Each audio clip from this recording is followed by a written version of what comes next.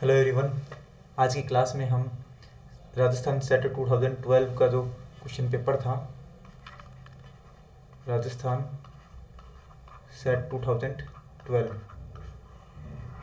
के question paper के बारे में डिस्कस करेंगे। ये मैथमेटिक्स का क्वेश्चन पेपर है और वो भी मैथमेटिक्स का जो सेकंड पेपर था उसमें, मतलब पहला पेपर तो जो था अपने पास जनरल एप्टीट्यूड का, सेकंड पेपर जो मैथ्स का था उसकी बात कर रहे हैं। थर्ड पेपर की हम अलग से वीडियो बनाएंगे। इसमें हम रियल और लीनियर की क्लासेस हम पहले ले चुके हैं। ये जो क्लास होने वाली है कॉम्प्लेक्स एनालिसिस की क्लास है, ठीक है। तो इसमें कॉम्प्लेक्स एनालिसिस के 8 क्वेश्चंस आए हैं हमारे पास। आसान आसान क्वेश्चंस हैं सारे, जैसे कि आप देख सकते हैं, ज़्यादा लेवल नहीं है क्वेश्चंस का। स्टार्ट करते हैं। पहला है अपने पास, ये क्वेश्चन पेपर में 13 नंबर का क्वेश्चन था, जो ए सीरीज का क्वेश्चन था वो। तो if mod z is equal to 1 and z not equal to plus minus 1, then all values of z upon 1 minus z square lies on, मतलब किसके ऊपर लाई करेंगे अपने पास ये value.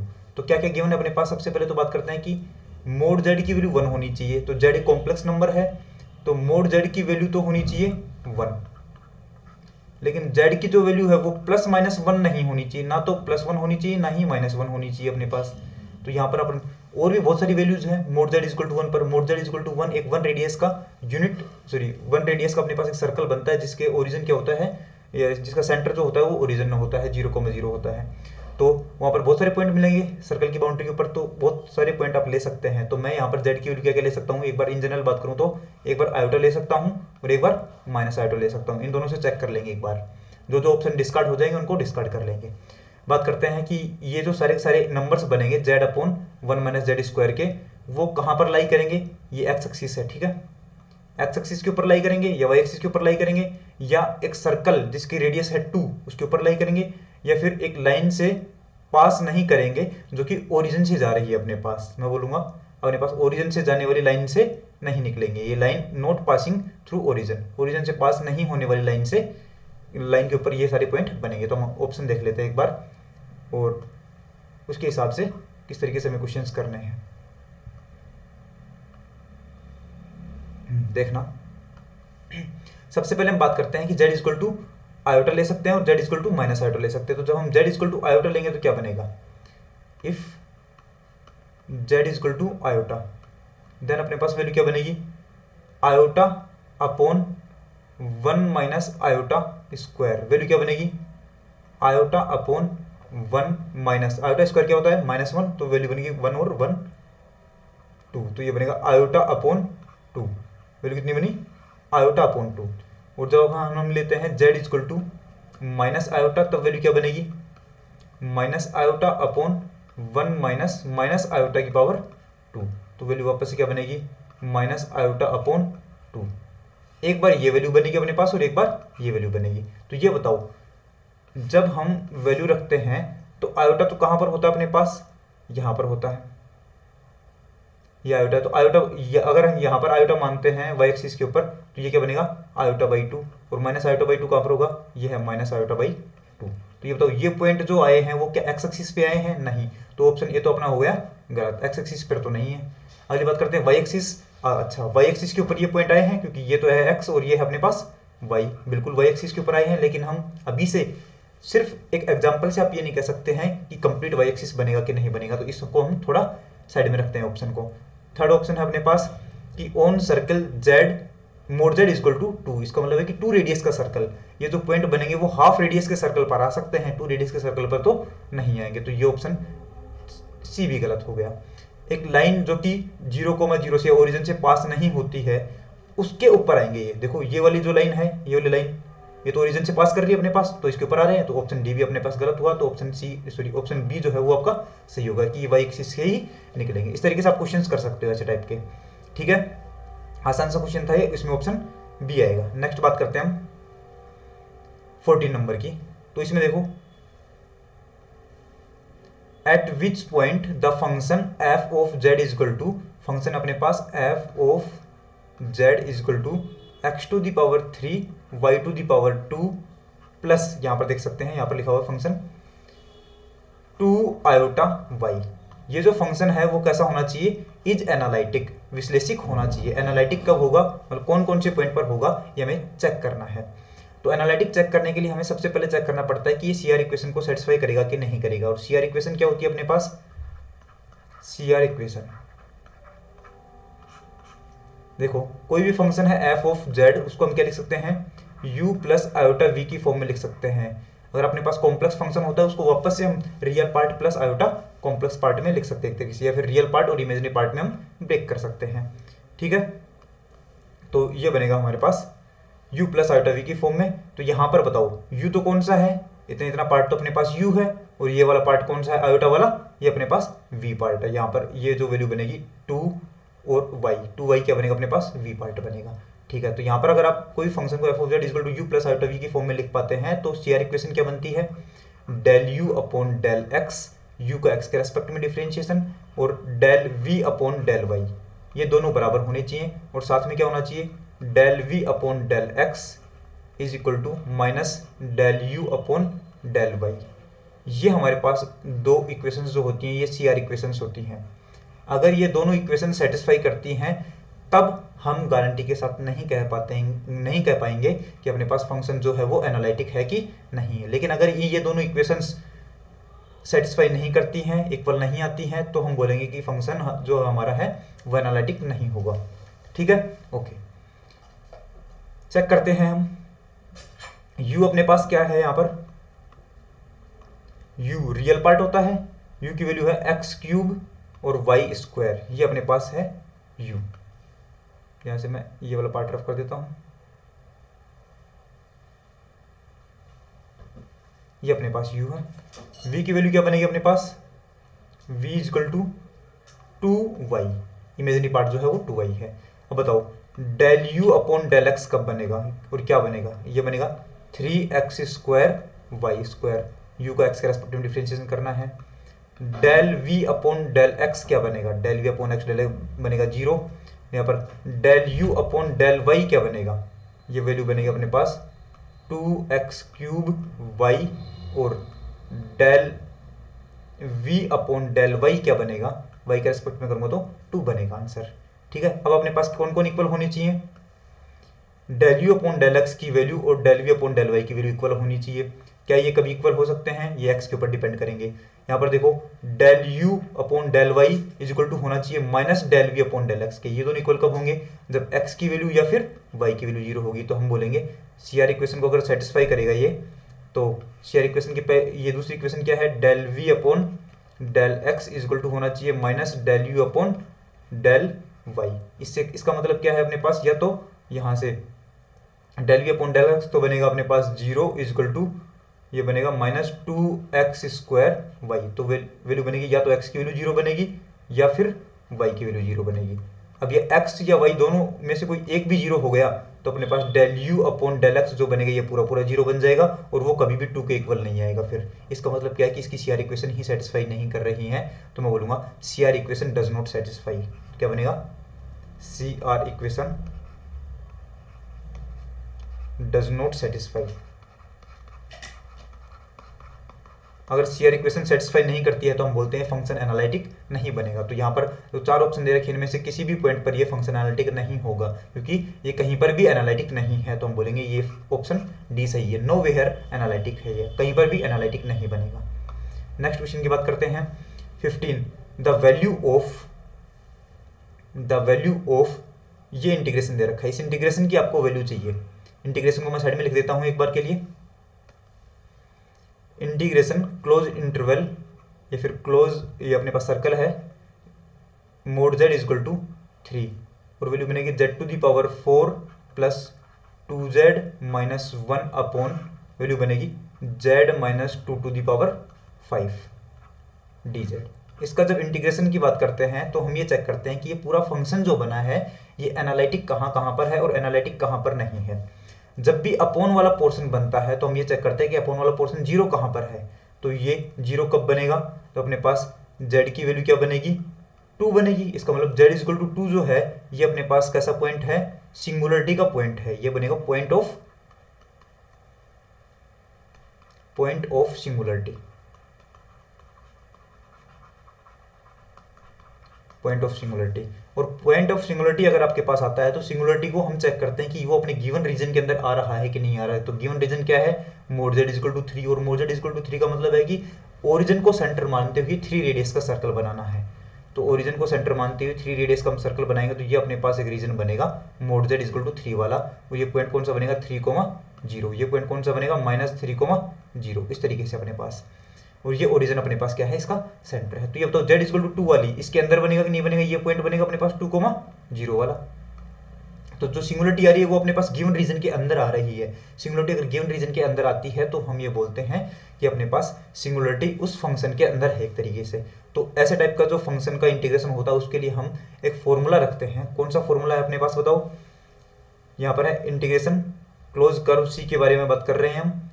F of z upon z minus z naught की power n और d z, और value क्या बनेगी 2 pi iota upon n minus 1 factorial into d n minus 1 upon d z n minus 1 और एफ ऑफ जेड। और z पर जहां पर f ऑफ z का हम डिफरेंशिएशन कर देंगे n-1 टाइम, उसके बाद z की जगह क्या रखना है, z नोट पॉइंट रखना है। कौन सा z नोट पॉइंट होता है, ये वाला z नोट पॉइंट होता है। n क्या है, कितनी पावर लिखी हुई नीचे, फंक्शन क्या है, ऊपर जो फंक्शन है जो एनालिटिक है ऑलवेज, नीचे वाला फंक्शन नहीं लेना है हमें। क्लियर है, ठीक है। बात करते हैं अब इसी के लिए हमें यहाँ पर चेक करना है f ऑफ z तो कितना है, तो मैं बात करता हूँ यहाँ पर, यार f of z equal to कितना है, f ऑफ z तो है z की पावर 4 प्लस 2z माइनस 1, ठीक है। z नोट कितना है अपने पास, z नोट नीचे देखो क्या वैल्यू लिखी हुई है, z माइनस 2 की वैल्यू 5 की पावर 5, तो मैं बोलूंगा z equal to z naught equal to कितना है अपने पास 2 है। n की वैल्यू कितनी है, n की पावर कितनी है 5, तो n की वैल्यू है 5, ठीक है, n की वैल्यू अपने पास 5। अब इस इंटीग्रेशन में वैल्यू निकालता हूं तो वैल्यू क्या बनेगी अपने पास बताना, 2 pi iota upon n-1 factorial मतलब 4 फैक्टोरियल इनटू कितनी बार डिफरेंशिएशन करना है, 4 बार, तो d4 अपॉन dz की पावर 4, और अंदर फंक्शन क्या है अपने पास z की पावर 4 प्लस 2z माइनस 1। जी इसका 4 टाइम डिफरेंशिएशन करोगे तो एक बार डिफरेंशिएशन करने पर तो ये वैल्यू बनेगी अपने पास 4z क्यूब प्लस 2, दूसरी बार डिफरेंशिएशन करने पर बनेगा अपने पास 4 इंटू 3z स्क्वायर, और तीसरी बार डिफरेंशिएशन करने पर बनेगा अपने पास 4 इंटू 3 इंटू 2 इंटू जेड, और चौथी बार डिफरेंशिएशन करने पर बनेगा 4 इंटू 3 इंटू 2 इंटू 1, और अपॉन में 4 फैक्टोरियल है तो वैल्यू कितनी बनेगी अपने पास 2 पाई आयोटा, ऊपर भी अपने पास 4 फैक्टोरियल है और नीचे भी 4 फैक्टोरियल है, तो अपने पास ये कैंसिल होकर के बनेगा सिर्फ 2 पाई आयोटा आंसर बनेगा इसका, ठीक है। तो अपने पास आंसर कितना बना 2 पाई आयोटा। 2 पाई आयोटा कौन सा ऑप्शन है इसमें, डी ऑप्शन है। इस तरीके से ऐसे क्वेश्चंस किए जाते हैं, ठीक है। नेक्स्ट बात करते हैं हम क्वेश्चन नंबर 16 में। तो यहां पर है अपने पास f ऑफ z फंक्शन दे रखा है ये पूरा पूरा, और ये बोल रहा है कि and the path of the integral c is a circle with centre of origin and radius r, then the Cauchy theorem is applicable when r is equal to, r की वैल्यू क्या होगी, कितने रेडियस का बनेगा अपने पास। तो देखो सबसे पहले बोल रहे हैं कोची थ्योरम कब एप्लीकेबल होगी, कोची थ्योरम है क्या, कोची थ्योरम, देखो कोची थ्योरम ये बोलती है कि अगर आपके पास कोई f ऑफ z फंक्शन है और वो गिवन कनेक्टेड रीजन के अंदर, गिवन कनेक्टेड कर्व के अंदर या क्लोज कनेक्टेड कर्व के अंदर अपने पास कैसा है, एनालिटिक है, एनालिटिक है, तो हम बोलेंगे इंटीग्रेशन उस क्लोज कर्व के रेस्पेक्ट में f ऑफ z की वैल्यू क्या बनेगी, 0 बनेगी। क्या बनेगी, 0, मतलब फंक्शन का जो इंटीग्रेशन बनेगा, फंक्शन का जो इंटीग्रेशन बनेगा क्लोज कर्व के रेस्पेक्ट में, उसका आंसर कितना बनेगा, 0 बनेगा। तो अब ये बात करनी कि ये जो फंक्शन है, ये फंक्शन अपने पास कोची थ्योरम को कब सेटिस्फाई करेगा, मतलब इस फंक्शन के बारे में आपको बताना है कि ये फंक्शन कहाँ कहाँ पर एनालिटिक होता है, कौन सा मैं कर्व बनाऊं कि जिसके लिए एनालिटिक फंक्शन बने पूरा पूरा, इसलिए हम बोलेंगे कोची थ्योरम से एनालिटिक है तो क्या बनेगा, ये इसका इंटीग्रेशन 0 बनेगा। तो आपको कितना रेडियस रखना पड़ेगा, और ओरिजिन क्या है उसका, मतलब सेंटर क्या है उस सर्कल का, ओरिजिन है, तो मतलब ओरिजिन ये रहा अपने पास 0,0, कितने रेडियस का सर्कल बनाऊं कि अपने पास एक भी सिंगुलरिटी ना आ पाए, मतलब प्रॉब्लम का पॉइंट आ ही ना पाए। तो प्रॉब्लम का पॉइंट देखो यहाँ पर कौन है, z इक्वल टू 2 और z इक्वल टू 3, क्योंकि z इक्वल टू 2 या 3 रखोगे तो पूरा पूरा फंक्शन इन्फिनिटी बन जाएगा। तो z इक्वल टू 2 तो कहाँ पर बनेगा बताओ, ये रहा z इक्वल टू 2 कोमा 0, और z इक्वल टू 3 कहाँ है, ये रहा मान लो 3 कोमा 0। तो अगर आप 2 रेडियस या 2 रेडियस से बड़ा, अगर आप 2 या 2 रेडियस से ज़्यादा अगर बड़ा सर्कल बनाते हैं तो अपने पास ये सिंगुलरिटी के पॉइंट उसके अंदर आएंगे, उस रीजन के अंदर। तो अपने पास सिंगुलरिटी आएगी तो हम क्या बोलेंगे, फंक्शन एवरीवेयर एनालिटिक नहीं है गिवन रीजन के अंदर, और गिवन रीजन के हर एक पॉइंट के ऊपर एनालिटिक नहीं होगा तो अपने पास फंक्शन के लिए अपने पास ये कोची थ्योरम नहीं लग पाएगी, क्योंकि कोची थ्योरम उसी के लिए लगती है जब फंक्शन पूरा पूरा एनालिटिक होता है। तो आप सर्कल कितना बना सकते हो कि 2 से कम कम रेडियस वाला आपको सर्कल बनाना है, ताकि 2 को हम शामिल ना कर पाएं। 2 को शामिल नहीं कर पाएंगे तो अपने पास बताओ कौन कौन से पॉसिबल अपने पास रेडियस हो सकती है। रेडियस देखो यहाँ पर 1 दे रखी है, 2 दे रखी है, 2 कर देगी तो हम बोलेंगे ये तो सिंगुलरिटी का पॉइंट आ जाएगा इसमें। तो 4 वाली रेडियस वाला लोगे तो भी सिंगुलरिटी का पॉइंट आ जाएगा, 6 वाली रेडियस लोगे तो भी सिंगुलरिटी का पॉइंट आ जाएगा। तो अपने पास एक ही पॉसिबिलिटी है, कौन सी, 1 वाली। ठीक है, कोची थ्योरम के बारे में थोड़ा जानकारी जुटाना, और उसके साथ आपको पता लग जाएगा कि फंक्शन का फंक्शन जो है वो अपने पास एनालिटिक कहाँ पर हो सकता है, जहाँ पर 2 और 3 नहीं होगा। 2 या 2 से बड़ी रेडियस अगर आप सर्कल बनाते हैं उसके अंदर 2 और 3 दोनों आ जाएंगे, इस वजह से वहाँ पर एनालिटिक नहीं बन पाएगा। हमें एनालिटिक चाहिए, इसलिए हमें 2 रेडियस से कम रेडियस रखनी पड़ेगी। तो रेडियस को 2, 4 और 6 नहीं ले सकते, इसलिए रेडियस को अपने को 1 रखना पड़ेगा क्वेश्चन के हिसाब से। क्लियर है? नेक्स्ट बात करते हैं। अगला क्वेश्चन अपने पास कि लिमिट चेक करनी है, और किसकी लिमिट चेक करनी है, limit z tending to 0 z bar upon z, ये किसके इक्वल है ये आपको चेक करना है। इसको चेक करने के लिए हम सीधा सीधा तरीका है कि जो z या कॉम्प्लेक्स नंबर में हम z क्या लिखते हैं, कॉम्प्लेक्स नंबर में z इक्वल टू लिखते हैं x प्लस आयोटा y। तो यहां पर बताओ वैल्यू क्या बनेगी, limit x plus iota y tending to 0, क्या लिख सकता हूं, 0 प्लस आयोटा 0, ऊपर तो क्या बनेगा, z कॉन्जुगेट का मतलब क्या होता है, x minus iota y upon z का मतलब क्या होता है, x प्लस आयोटा y। अब देखो ये फंक्शन ऑफ 2 वेरिएबल की तरह चेंज हो चुका है, तो फंक्शन ऑफ 2 वेरिएबल को हम फंक्शन ऑफ 1 वेरिएबल में अगर चेंज करना चाहते हैं तो y की जगह कुछ लेट कर लेते हैं फंक्शन। ठीक है, तो मैं बोलूंगा यहाँ पर लेट कर लेते हैं y इक्वल टू क्या, कोई भी mx। ठीक है, अब यहाँ पर रखते हैं तो वैल्यू क्या बनेगी, limit x plus iota mx tending to 0, और वैल्यू क्या बनेगी, x minus iota mx upon x plus iota mx। Value बनेगी लिमिट x कॉमन ले लिया 1 plus iota m tending to 0, value बनेगी यहाँ से x कॉमन ले लिया तो 1 minus iota m upon x into 1 plus iota m। x x cancel हो गया क्योंकि लिमिट x टेंडिंग टू 0 रखनी थी हमें, लिमिट x टेंडिंग टू 0 रखेंगे तो x x प्रॉब्लम करेगा, उसको लिमिट रखने से पहले ही मैंने काट दिया है। तो वैल्यू कितनी बची अपने पास, finally 1 minus iota m upon 1 plus iota m। यहाँ पर देखो लिमिट जो है वो अपने पास m के ऊपर डिपेंड कर रही है क्या, m की वैल्यू चेंज करोगे तो आपके पास अलग अलग आंसर आएगा।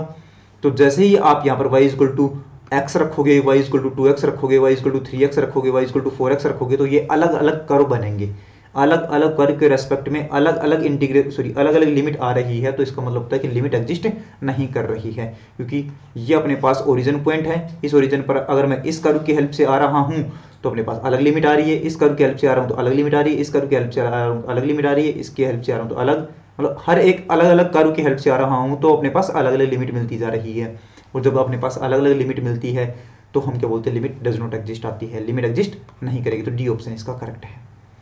नेक्स्ट बात करते हैं क्वेश्चन नंबर 18 में।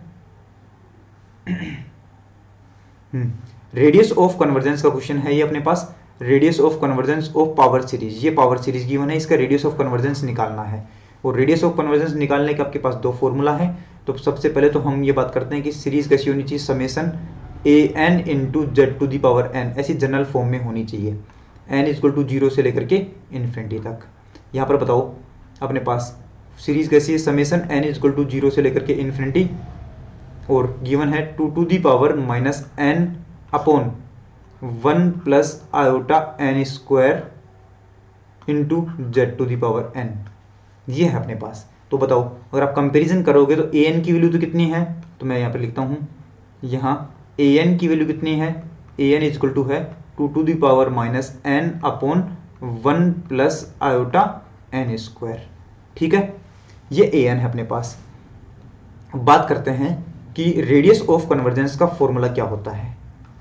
Are O C, radius of convergence क्या होती है अपने पास, 1 upon R equal to limit n tends to infinity a n plus 1 upon a n, और इसका मोड भी लगा लेते हैं, ये वैल्यू बनेगी अपने पास। तो ए एन तो ये रहा, ए एन प्लस 1 हम निकाल लेते हैं, और a n plus 1 upon a n करेंगे तो जो भी वैल्यू बनेगी उसमें हमें limit n tends to infinity रखना है। यहाँ पर देखो ए एन प्लस 1 क्या बनेगा, ए एन प्लस 1 की वैल्यू क्या बनेगी, जहां जहां पर ए एन में एन है वहां पर एन प्लस 1 रख देते हैं, तो वैल्यू क्या बनेगी 2 टू दी पावर माइनस बाहर एन प्लस 1 अपॉन नीचे वैल्यू क्या बनेगी 1 प्लस आयोटा और एन की जगह एन प्लस 1 का होल स्क्वायर, ये बनेगा क्या। ठीक है, आर ओ सी क्या होगी, then R O C 1 upon R, ध्यान रहे ये 1 अपॉन आर होता है, स्टूडेंट काफी कंफ्यूज हो जाते हैं इसमें, यहाँ पर 1 अपॉन आर लिख देते हैं लेकिन फॉर्मूले को सोल्व करते टाइम पर 1 अपॉन आर को भूल जाते हैं और जो आंसर आता है उसी को लेकर के आ जाते हैं और वो गड़बड़ हो जाएगी आपके पास। ठीक है, और जनरली अपने पास पहला गड़बड़ वाला कोई ऑप्शन ही होता है। ठीक है, तो ध्यान से करिए ऐसे क्वेश्चंस को। तो यहाँ पर देखो limit n tends to infinity और ए एन प्लस 1 ये रहा 2 to the power minus n into 2 to the power minus 1 upon नीचे वैल्यू बनेगी 1 प्लस आयोटा और n प्लस 1 का होल स्क्वायर। अब ए एन को और अपॉन में लिखेंगे, ए एन और अपॉन में लिखा जाएगा तो ऊपर जाएगा उल्टा होकर के 1 plus iota n square upon 2 to the power minus n. Limit n tends to infinity लिखेंगे 2 to the power minus n से 2 to the power minus n cancel हो चुका है अपने पास। तो यहाँ पर वैल्यू क्या बनेगी, यहाँ से देखो एन स्क्वायर कॉमन आएगा अपने पास, तो एन स्क्वायर आ गया कॉमन, तो वैल्यू बनेगी 1 upon n square plus iota upon नीचे क्या बनेगा, यहाँ से एन स्क्वायर कॉमन आएगा तो वैल्यू बनेगी 1 अपॉन एन स्क्वायर प्लस और यहाँ से आयोटा और अंदर वैल्यू क्या बनेगी अपने पास 1 प्लस 1 अपॉन एन का होल स्क्वायर, ये वैल्यू बनेगी और इनटू ये 2 टू द पावर माइनस 1 वाला क्या बनेगा 1 अपॉन 2 बनेगा। जैसे ही आप limit n tends to infinity लगाओगे, एन टेंस टू इन्फिनिटी लगाओगे, ये इन्फिनिटी अपॉन इन्फिनिटी बना देगा, तो जो इन्फिनिटी बन रहा था उसको लिमिट लगाने से पहले ही काट देंगे। अब limit n tends to infinity लगाओगे तो ये तो बन जाएगा अपने पास पूरा 0, ये भी बन जाएगा 0, यहाँ पर क्या बचेगा ये पूरा 0 बनेगा तो 1 टू दी पावर 2 बनेगा, तो ऊपर आयोटा नीचे आयोटा, आयोटा से आयोटा कैंसिल हो जाएगा और वैल्यू क्या बनेगी सिर्फ 1/2। जैसा कि मैंने आपको बताया था कि जनरली स्टूडेंट भूल जाता है कि मैं 1 अपॉन आर की वैल्यू निकाल रहा था, तो ये 1 अपॉन आर नहीं देखता है और जनरली ये देखता है कि 1/2 और ऑप्शन देखता है 1/2 पहले ही रखा हुआ है, तो वो ऑप्शन को टिक कर देता है, जो कि गलत माना जाएगा क्योंकि 1 अपॉन आर की वैल्यू 1/2 आई है, तो आर की वैल्यू कितनी आएगी अपने पास, तो आर की वैल्यू कितनी आएगी अपने पास 2 आएगी। क्लियर है, तो रेडियस ऑफ कन्वर्जेंस कितनी आई 2। ध्यान रखना है, मैंने बताया है वो जो तरीका कि 1 अपॉन आर की वैल्यू आप लोगों ने निकाली है, गलती से भी अगर 1 अपॉन आर की वैल्यू डायरेक्ट रख दी तो ऑप्शन गलत माना जाएगा और गलत हो जाएगा आपका क्वेश्चन। क्यों, और ऑप्शन भी देखो पहले वही दे रखा है कंफ्यूज करने के लिए। ठीक है, हाँ आसान क्वेश्चन था लेकिन कंफ्यूजन से या फिर आप जल्दबाजी में ऐसे क्वेश्चंस को गलत कर सकते हैं एक बार के लिए। Question number 19, the image of imaginary axis in z plane under the transformation w equal to e to the power z is. अपने पास अगर जेड प्लेन में कोई इमेजिनरी एक्सिस दे रखा है, इमेजिनरी एक्सिस मतलब ये वाली जो वाई एक्सिस को बोलते हैं इमेजिनरी एक्सिस, ये जेड प्लेन है। अब डब्ल्यू प्लेन भी बना लेते हैं, डब्ल्यू प्लेन है ये। डब्ल्यू प्लेन में हम बात करते हैं कि जेड जब आप ये इमेजिनरी वाले जेड प्लेन में जब इमेजिनरी एक्सिस रखते हैं तो डब्ल्यू प्लेन में उसकी वैल्यू क्या बनेगी। इमेजिनरी प्लेन का मतलब है कि जेड अगर आपके पास x प्लस आयोटा वाई होता है तो इमेजिनरी लाइन का मतलब होता है या इमेजिनरी एक्सिस का मतलब होता है कि x की वैल्यू तो हो गई है 0, क्योंकि y एक्सिस पर x क्या होता है 0, तो z आपके पास सिर्फ क्या बचेगा, z equal to iota y बचेगा सिर्फ आपके पास। ठीक है, z इक्वल टू अगर आपके पास आयोटा y बचा है सिर्फ, तो हम क्या लिख सकते हैं यहाँ से, हम यहाँ से लिखेंगे कि w इक्वल टू क्या बनेगा e to the power z है, उसको क्या लिखूंगा मैं e to the power iota y। हम चेक करते हैं कि मोड w चेक करते हैं, w का मोड निकालें तो इधर भी क्या बनेगा mod e to the power iota y, और e to the power iota y क्या होता है अपने पास cos y plus iota sine y, इसका बन गया मोड। ये क्यों बना, क्योंकि हम एक फॉर्मूला जानते हैं e to the power iota theta का, और वो क्या बनता है cos theta plus iota sine theta. तो यहाँ पर थीटा की जगह क्या है, सिर्फ y है, तो हमने y लिख दिया है। अब ये बताओ, अगर आपके पास कोई भी कॉम्प्लेक्स नंबर है z equal to x plus iota y, तो अगर आप इसका मोड निकालना चाहते हैं तो किस तरीके से मोड निकालते हैं, रियल पार्ट का स्क्वायर प्लस इमेजिनरी पार्ट का स्क्वायर, तो फिर क्या बनेगी, और अंडर रूट लगा देता है, under root x square plus y square, ये मोड होता है इसका। तो यहाँ पर भी जब हम मोड निकालेंगे तो वैल्यू क्या बनेगी, cos square Y plus sine y का, तो साइन स्क्वायर वाई। ध्यान रहे इमेजिनरी पार्ट का स्क्वायर करना है, आयोटा का स्क्वायर नहीं करना है, सिर्फ रियल पार्ट का स्क्वायर प्लस इमेजिनरी पार्ट का स्क्वायर करना है, और इसका लगाना है ऊपर अंडर रूट। तो वैल्यू कितनी बनेगी अपने पास, sine square Y plus cos square Y क्या होता है 1, 1 का अंडर रूट निकालेंगे तो वैल्यू बनेगी 1। तो क्या अपने आंसर क्या बना कि मोड W इक्वल टू कितना आया 1, और मोड W इक्वल टू 1 है, इसका मतलब क्या है अपने पास ये सर्कल की इक्वेशन है। Mod Z equal to something दे रखा है कांस्टेंट वैल्यू, तो हम क्या बोलते हैं Z प्लेन में सर्कल बना है, और mod W equal to something दे रखा है कोई कांस्टेंट वैल्यू, तो हम क्या बोलेंगे ये अपने पास W प्लेन में एक सर्कल बना है, जिसका सेंटर क्या है ओरिजिन है, रेडियस कितनी है 1। तो यहाँ पर ये क्या बनेगा कि यूनिट रेडियस का सर्कल बनेगा, तो इसका आंसर क्या बनेगा अपने पास यूनिट रेडियस का सर्कल। ठीक है, नेक्स्ट बात करते हैं 20, क्वेश्चन नंबर 20। यहाँ पर देखो अपने पास थोड़ा सा डिफरेंट टाइप का क्वेश्चन है, इजी है लेकिन डिफरेंट टाइप का, अगर लैंग्वेज समझ जाओगे ठीक है।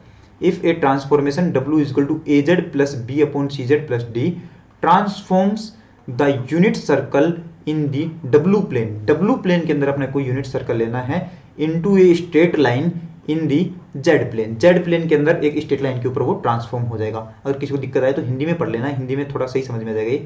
यदि रूपांतरण W equal to AZ plus B upon CZ plus D W समतल में इकाई वृत्त को Z समतल में एक सरल रेखा पर निरूपित करता है, तो अपने पास कौन सी कंडीशन बनेगी। W प्लेन में एक सर्कल है और X प्लेन में एक स्ट्रेट लाइन है, तो यहाँ पर देखो स्ट्रेट लाइन जो होती है वो इन्फिनिट रेडियस की सर्कल मानी जाती है। ठीक है, जब भी हम कॉम्प्लेक्स में बात करते हैं इसमें बाइलिनियर ट्रांसफॉर्मेशन में, तो हम क्या बोलते हैं बाइलिनियर ट्रांसफॉर्मेशन जो होती है वो ऑलवेज सर्कल को सर्कल पर मैप करती है। लेकिन सर्कल का मतलब क्या होता है, स्ट्रेट लाइन भी सर्कल मानी जाती है, क्योंकि स्ट्रेट लाइन जो होती है वो इन्फिनिट रेडियस की सर्कल मानी जाती है। क्लियर है। हाँ, तो ये बोल रहा है कि डब्ल्यू प्लेन में तो क्या था, ये तो अपने पास जेड प्लेन, और ये अपने पास डब्ल्यू प्लेन। डब्ल्यू प्लेन में तो अपने पास क्या था, यूनिट रेडियस का सर्कल है, यूनिट सर्कल है ना, तो यूनिट रेडियस का सर्कल है इसमें, तो यूनिट सर्कल। और इधर क्या अपने पास एक स्ट्रेट लाइन है, स्ट्रेट लाइन है, जेड में स्ट्रेट लाइन है। तो जो अपने पास ये डब्ल्यू दे रखा है इसको थोड़ा सोल्व करते हैं, मतलब इसको जेड की फॉर्म में बना लेते हैं। तो डब्ल्यू इक्वल टू क्या अपने पास ए जेड प्लस बी अपॉन सी जेड प्लस डी। इसको अगर ओपन करते हैं तो वैल्यू क्या बनेगी, देखना इधर मल्टीप्लाई करो तो क्या बनेगा, C Z W plus D W equal to A Z plus B. हमें जेड की वैल्यू निकालनी है, तो इस जेड को भी इधर लेकर के आते हैं, तो वैल्यू क्या बनेगी, जेड कॉमन लेंगे तो वैल्यू यहां से तो बनेगी सी डब्ल्यू, और इधर से ए कॉमन आएगा तो माइनस ए, और उधर की साइड में वैल्यू क्या बनेगी, बी माइनस डी डब्ल्यू, ये बनेगा। जेड की वैल्यू देखो, जेड इक्वल टू क्या बना अपने पास, B minus D W upon C W minus A, ये बना क्या। अगर मैं दोनों साइड में मोड लगाता हूं, दोनों साइड में मोड लगाता हूं, तो हमें पता है कि अपने पास ये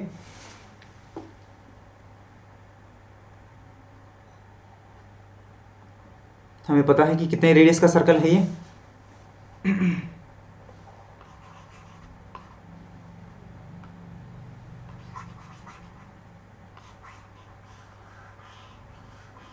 अभी इधर में लिख देता हूं।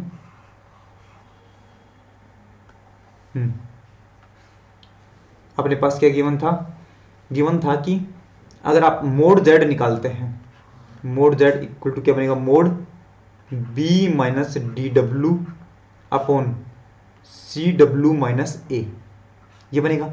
अब हमें पता है कि जेड प्लेन पर क्या था, स्ट्रेट लाइन, और स्ट्रेट लाइन क्या होती है, इन्फिनिट रेडियस की सर्कल।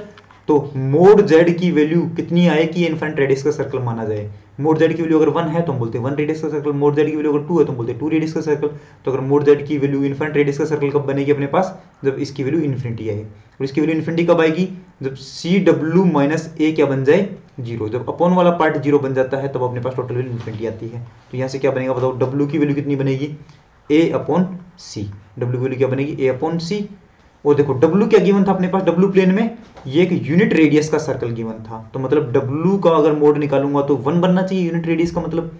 तो डब्ल्यू का मोड निकालूंगा तो ए अपॉन सी का भी मोड निकालना पड़ेगा, और ये वैल्यू कितनी आनी चाहिए 1, क्योंकि ये यूनिट रेडियस का सर्कल है। तो अपने पास यहाँ से क्या बनेगा बताओ, मोड ए इक्वल टू क्या बना, मोड सी। मोड सी इधर चला जाएगा तो क्या बनेगा, mod A equal to mod C. तो अपने पास कौन सी कंडीशन आई, सी, थर्ड वाली कंडीशन आई अपने पास, mod A equal to mod C. तो ये अपने पास क्वेश्चंस थे जो कि सेट 2012 के क्वेश्चंस थे मैथमेटिक्स पेपर सेकंड के।